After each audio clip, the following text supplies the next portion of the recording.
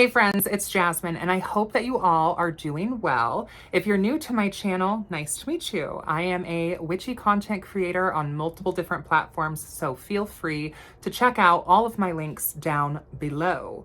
And if you are a returning subscriber, it's good to see you again. Let's get into today's video.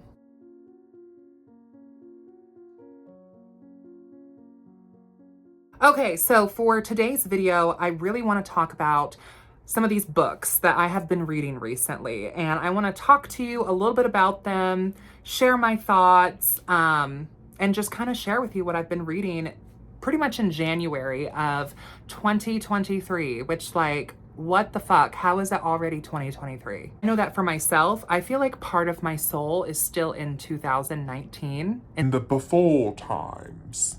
So the first book that I really want to share with you is Slewfoot, which I am obsessed with this now. I think Brahm and this book is amazing. I did a whole video even talking about this particular book because I enjoyed it so much. So if you want like my full complete thoughts, you can go check out this or that video, whatever. But I read this book in January. Loved it. It was a real page turner for me. I think the book is just a little over 200 pages, give or take. I blew through that in a matter of 24 hours. Like, it was like I was binge watching like a TV series, but instead it was a book. And it's really been a long time since I had that feeling. And normally I don't read a lot of nonfiction. I'm kind of dipping my toes in the water of witchy nonfiction. So if you have witchy nonfiction recommendations for me, leave those down below in the comment section. I would love to hear what you all are reading, or what you think is worth reading. I don't really know. I mostly read a lot of witchy and occult academic nonfiction. So fiction is kind of like a whole new world for me. But Slewfoot for me, an easy 10 out of 10. There's a bunch of art in the book as well. And your girl loves a good picture book. Follows this main character, Abatha, and she's living in Connecticut in 1666. She's the daughter of a cunning woman, and she's just trying to make it in this puritanical society. There's challenges that come along with that. You know, she doesn't realize in the beginning of the book that she is or has the cunning in her, and she ends up pacting with spirits and just trying to make it in Connecticut. You can kind of read some of the synopsis. You know, I mentioned this whole book in my other video, but basically, like, she's forced to marry this dude, Edward, and he dies early on in the book, and that's not a spoiler because it's in the summary. She's a widow, and she's trying to get a hold of this property that technically is her right because she's inheriting it since her husband died, but her brother-in-law is trying to take it from her, and, you know, there's a whole debacle going on there.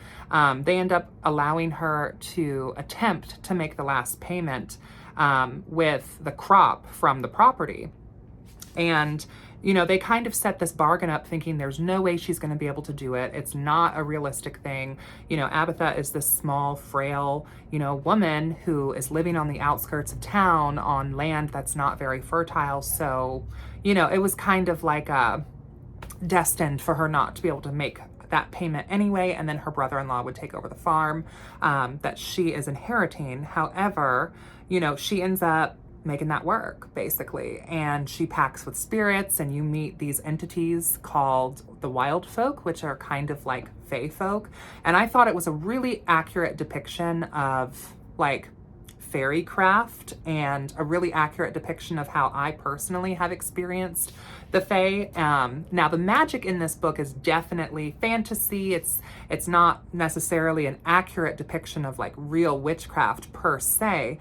But it is kind of sabbatic witchcraft in the sense that, you know, you have that witch's flight, dancing with the devil, in order to manifest real world change. So I think that if you squinted your eyes at it and looked at it in the right angle, you could probably equate it with real world witchcraft. If you are into traditional witchcraft, if you are into folkloric witchcraft, if you are into American witchcraft, if you are kind of into history, although it's kind of a historical fantasy, I really think you would like this book.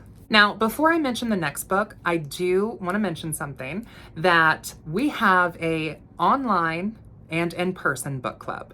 Now, I know that if you are not local to where I am, it's probably not attainable for you to make the drive to come for book club, but we have a Facebook group called the Indie Witches Book Club, and I'll put it somewhere here, but you're welcome to join that. The book club community picks out of a selected 3 books. So every other month, there's basically a new book that we're reading, and the meetings are alternated. So January would be online, February in person, March will be online, April in person. So it alternates kind of like that. And you're welcome to join the online discussion. We do it just via like a Google Hangout or a Zoom. Reading is fundamental, honey. But reading is a fundamental part of my personal practice, and keeping those pillars, those powers, the powers of the Sphinx, the first pillar being to know. I think it's really important that a witch does their best to remain as well read on their practice as they can be, and to also read books from outside of your personal practice or your tradition as well. Really nice to be part of like an online book club community, I feel, because I'm able to participate just from home, and you know, we're able to kind of talk about these things that I know that for myself, I have some witch friends in the real world, but we may or may not be reading the same material at the same time. So a book club is nice because you're able to actually share your thoughts and your experiences with other people who are just as passionate about occult academia as you are. Also, the book club is 100% like free. All you have to do is just simply join, like request to join the book club. There's no fees, no obligations, nothing like that. So our current book club book that we will be discussing in February, which I have already read this and I have some thoughts about this. I shared some of my thoughts on Instagram. Guys, my Instagram is just Jasmyne Ambrosia.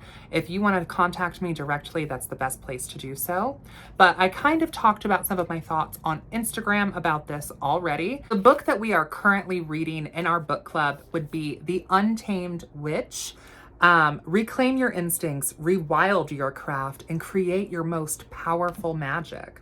This is by Lydia Pradas, which I hope I'm saying that correctly. This is the author of a complete grimoire, and this is what the book looks like. There was a whole bunch of these at Half Price Books, and so I think I got this for maybe $7.99 or $9.99. I think it's on Amazon for like 20 bucks or so. So as far as cost goes, I feel like it's relatively accessible. Sometimes witchy books can be really expensive, and I think this is fairly accessible. A little bit about the book: personalized magic. Right? That's what it says back here. Rewild your magic. Personalized magic is the most powerful magic. The Untamed Witch teaches you to use your instincts, intuition, and personal environment in your witchcraft. Witchcraft is not one defined arbitrary path, but it's a diversity of practices that you can create and aligns with based on your lifestyle and your unique gifts. Moreover, those practices are not meant to be done the same way by every witch. Someone else's love spell is how they conjure love. Why use lavender in a ritual if it isn't native to your surroundings or you simply don't like it? This guide gives you the insight and tools to undomesticate your craft, turning your practice from ordinary to inspired. The Untamed Witch also outlines tools and practices across the subconscious, how to work with the life, death, and rebirth cycle, how to use elemental and land witchcraft, ancestry work, and communing with spirit guides and entities. Learn how to do your most powerful magic yet with the Untamed Witch. All of that sounds very good, right? I thought so too. I'm like, okay, sounds good. And this was voted upon by our community. So this is a popular vote book pick. This is not necessarily like my personal choice. This is by popular vote. I want to say that this book is also roughly about 200 pages or so, so it's not an incredibly long read. And the table of contents has some really good stuff in it as well. You have like chapter 1 talking about the journey inward leads outward, which is kind of like basically looking within, about the book, witchcraft and magic, energy that surrounds us, and the web of fate. Sounds good. Chapter 2, rewilding. Nature, humans, and witchcraft, connecting with nature in the city, body, mind, and soul, skills in the wilderness, witchcraft and reeds, or rules. Chapter 3, switching consciousness, the lower self, middle self, and higher self, shadow work, extrasensory perception, and psychic development, consciousness states, and exploring the liminal. Also sounds good. Chapter, what is this, 4? The cycle of life, life, death, rebirth, seasonal cycles, astronomical cycles, the moon and other cycles. Chapter 5, upper world, mid-world, underworld, kind of like that. Chapter 6 is about land witchcraft. Chapter 7, the dead spirits and the gods. Chapter 8, rites and sacred spaces. Chapter 9, become your own comfort zone. There's more bulletin points underneath those chapters, but I don't feel like sitting here and reading all of that. I will like pause the screen here if you want to take a screenshot and read it yourself. So based off of the cover, gorgeous book, and based off of kind of the summary, sounds very interesting. And based off the table of contents, there are some subjects in this table of contents that, you know, I consider to be of a personal interest to me, like connecting with nature in the city. I myself am a witch that lives in a big city. And so, you know, I'm not, as much as like my soul is like, ooh, the witch of the woods. Yes. And I go out into the woods and we hold Sabbats and things like that out there. But for the most part, like I don't really live out in nature. I do a lot of work from like my altar space and my sacred space. And I do a lot of work with the coven throughout like our personal homes. We hold, you know, spellcraft and events and things like that. Or we go out into some of our sacred spaces out in nature. But as a whole, like my lifestyle is pretty urban in general. I'm a city girl through and through. Kind of idea of like connecting with the wild and the urban spirit within your city sounds very interesting. Unfortunately, that wasn't super touched on in this book, really. I do think that chapter 5 about the upper, mid, and underworld, talking about the 2 realities, the 3 worlds, upper world, underworld, midworld, the 6 ways, and safety in other realms was a good chapter. All in all, for this book, I think that this is a nice introductory book to witchcraft. I think it's very accessible in price. I also think that this book covers a lot of information. There's a lot of subjects that are covered in this book. One of the drawbacks, I would say, about this book, I really have 2, actually. One is the author's writing style is extremely dry and almost clinical in a way, which the author does talk about that in the intro to the book, that is their writing style, that they kind of work in more of a scientific realm when it comes to things. So if you read the intro, the writing style is not necessarily like a big shock, but it is overall very dry. And that was just kind of a little bit of a hurdle for me. It was hard for me to really, like, I would say, pay attention to what I was reading because it just felt so like college textbook almost. It felt kind of flat for me. I do think that there's great information in here, but the writing style and how it's presented is just very dry. Sorry about that. I mentioned I live like in the city, so sometimes you're gonna hear sirens and whatever. I will block and edit that out. But good introductory book. It is a bit dry, and while the book does cover a lot of information, it covers only a snippet of what is provided in the book. So yes, there's lots of information provided. Yes, there's lots of topics, but there's not really a whole lot said with the specific topics in the book. Now, some of my favorite things about the book are pretty much all of the chapters have exercises. I love books that get you working with your hands and give you real world practical things to do, you know, with reading the book. I think that's so important with witchcraft books is that you do have these exercises. Like that's one of the things I loved about The Crooked Path, Keldon's book, is that every chapter had that sort of exercise where you were able to go kind of explore and put the book down, right? Like books are your to know, a huge part of it, a very important thing, but at some point you do have to get out of the armchair and put the books down and put some of what you are reading into practice. And not everybody always knows how to necessarily do that. And so having exercises outlined, I think is really helpful. All in all, for me personally, I would give this book probably a 5 out of 10. So it's just kind of average. Like I won't necessarily say that it's, you know, one of my favorites, but I do understand its value, and I can see how it could be a very good introductory book to the craft if a witch is willing to kind of get past some of the dryness of the writing style. It could be a great way to introduce them to some topics that maybe they're not familiar with, and then they can go find books about that specifically and fall down those rabbit holes accordingly. This next book is totally kind of almost like just a fun gag sort of book. This was actually on my Amazon wish list, and one of you sent it to me. Thank you, by the way. I'm always very appreciative when people send me items from my wish list. So I did kind of want to give you my thoughts since you sent this to me. And this would be The Little Book of Curses and Maledictions for Everyday Use by Dawn Ray Downton. This is what the book looks like. To me, this is honestly a really cute, like, coffee table, living room sort of book, like where you have company over and they look at this and they're like, curses and maledictions for everyday use. You know, it's just fun. It's kind of like an icebreaker conversation starter. You know, I was not intending for this book to be groundbreaking. I kind of thought it was just kind of like a fun sort of like gag book. It, to me, kind of falls in the same category of like, do you guys remember that like 5,000 spell encyclopedia?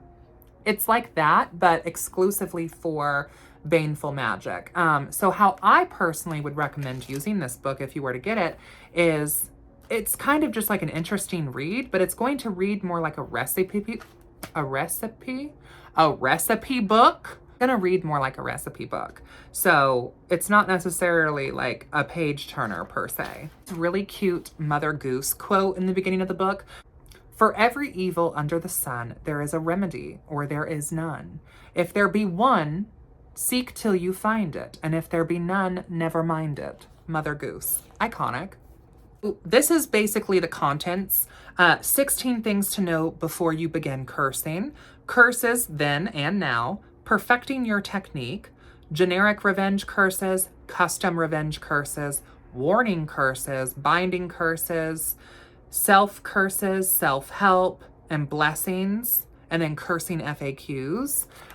So, you know, the contents had a little bit more than what I was originally expecting from it. But still, to me, it's just kind of a fun book. Like I said, you can kind of flip through the pages and just kind of read about different curses. Now, I know I am terrible for this, but I am like a dog ear kind of person when it comes to my books. But I saved this one in particular. This is the Minerva curse. And it's funny because it's a curse for a hairdresser. Like, for those of you that know me personally, you know that I also do hair. And so it's just funny to me to see that there is this specific curse specifically for your hairdresser.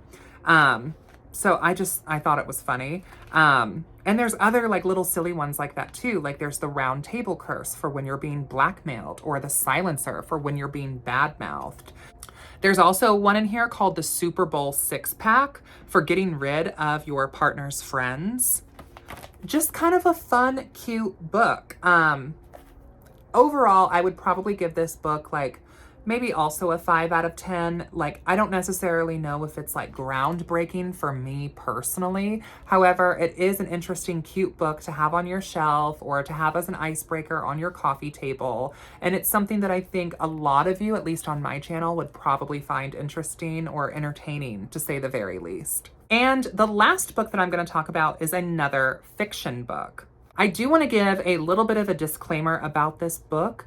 I did receive a free copy of it, and I want to tell you guys a little bit about that because I really want to be transparent here on my channel. When I have sponsorships or contracts or any sort of deals, I want you guys to know that.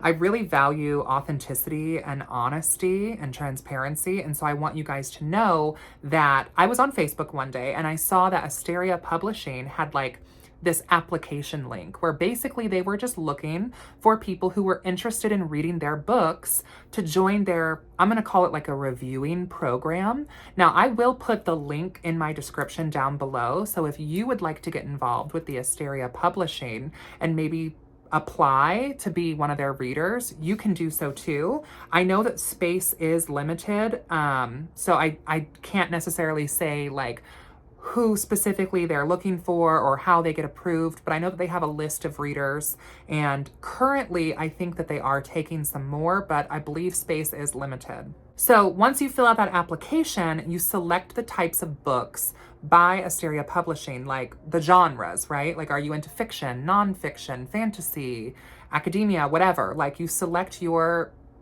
flavor, I guess, and then they send you a PDF copy, and then you read the PDF, and then you upload your review to YouTube, Goodreads, Amazon, TikTok.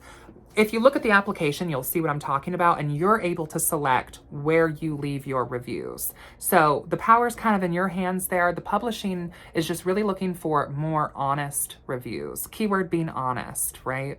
So it was kind of perfect timing because I just finished reading Slewfoot. And I was like, wow, like that was kind of like my first awakening to like witchy fiction. And it was so good. And it was everything that I wanted it to be. And I was so sad when it was over. So the book that I got from the publisher, the book that I'm reviewing and talking about, is To Call Ye Forth, which this is what the book looks like. To Call Ye Forth, The Witch's Rune Series, Book 1 by Delilah Temple, which I believe that Book 2 is actually supposed to be coming out in February. So you guys should really jump on this because I really enjoyed this book. I found it to be a really enjoyable, fun read. It was also only about 200 pages, so not necessarily like a huge, big novel. I was able to get through this actually in about just a weekend of casual reading. A little bit of premise on the book. The main character's name is Rose, and it follows Rose and her coven, which if you're into traditional witchcraft, American witchcraft, this is very much of that vein, and so you will really vibe with the way that magic and covenry is presented in this book. There are some other witches in the coven as well, and it kind of follows like all of their lives. So while Rose is kind of like a focal point, you also kind of get to know some of the other witches too. And this particular coven is experiencing some challenges and some drama because of course. And basically they kind of have like a war on two fronts. So from outside of the community and inside of the community, it takes place in Indianapolis, which is the city that I live in. So it just made this book all the more immersive because the book mentions real places. Like the book mentions an adult entertainment club off of this particular road, and I know exactly where that is. It made it so immersive for me. And it was crazy that I was reading this witchy sort of fantasy fiction in a setting where I live. Like that was just kind of like a wild experience. Like I mentioned, the witches are facing sort of a battle, right? Where there is this church and there is this minister that is very sort of evangelical, very conservative, and is, you know, kind of quoting scripture about not suffering a witch to live.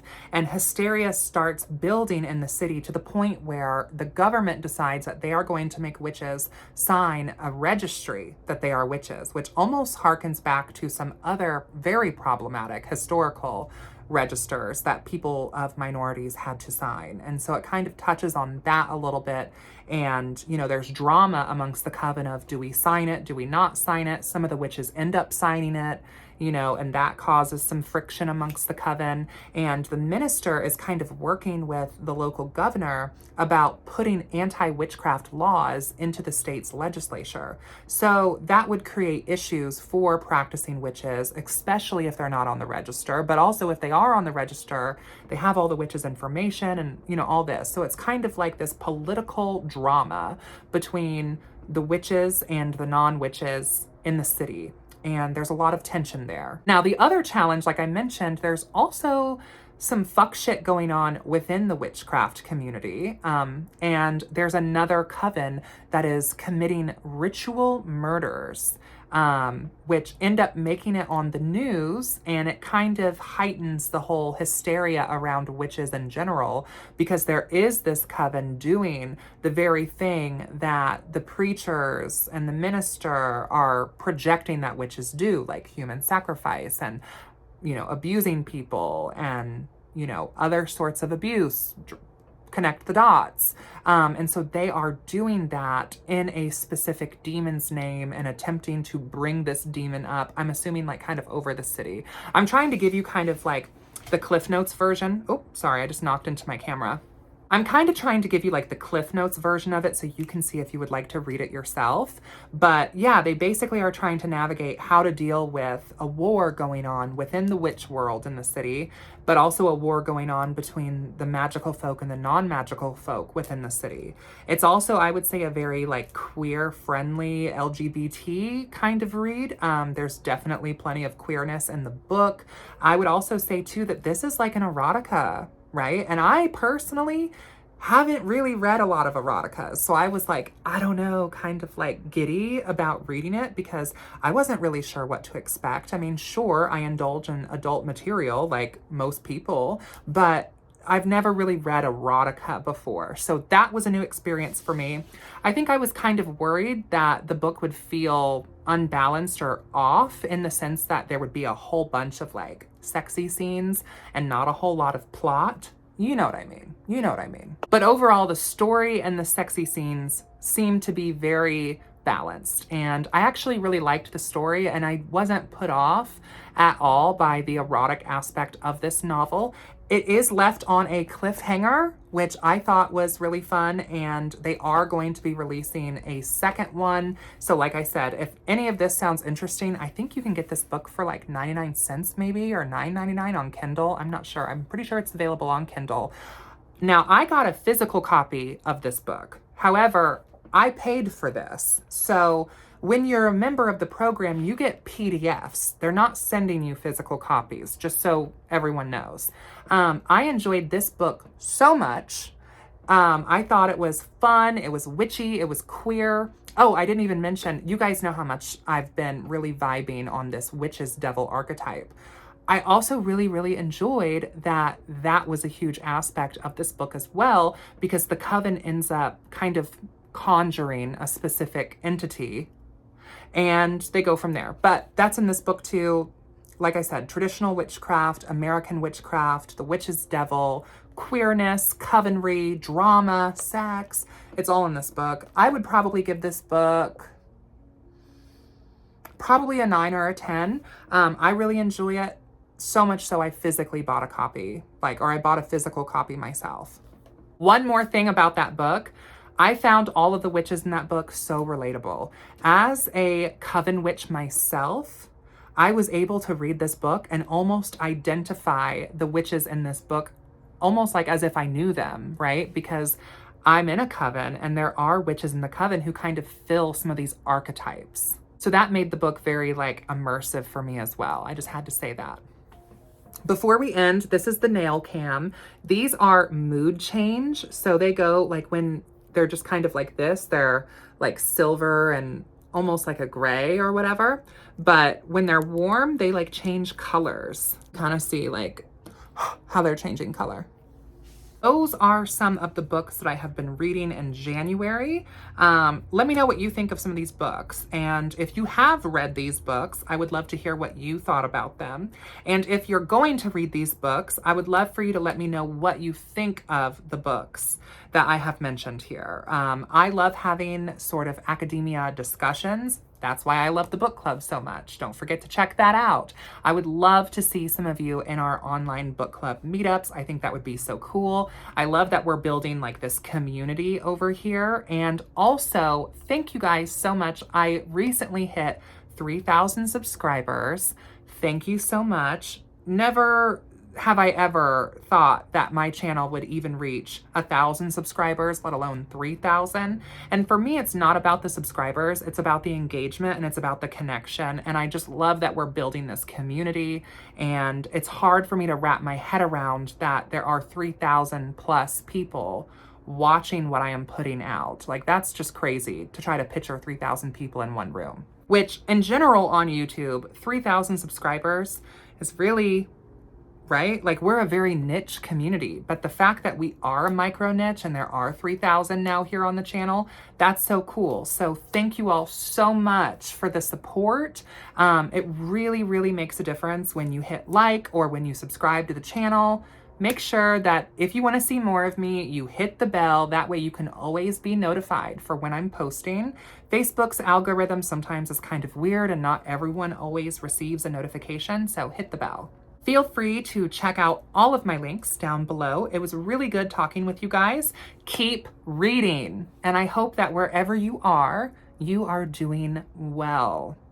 Blessed be, and I will see you in hell.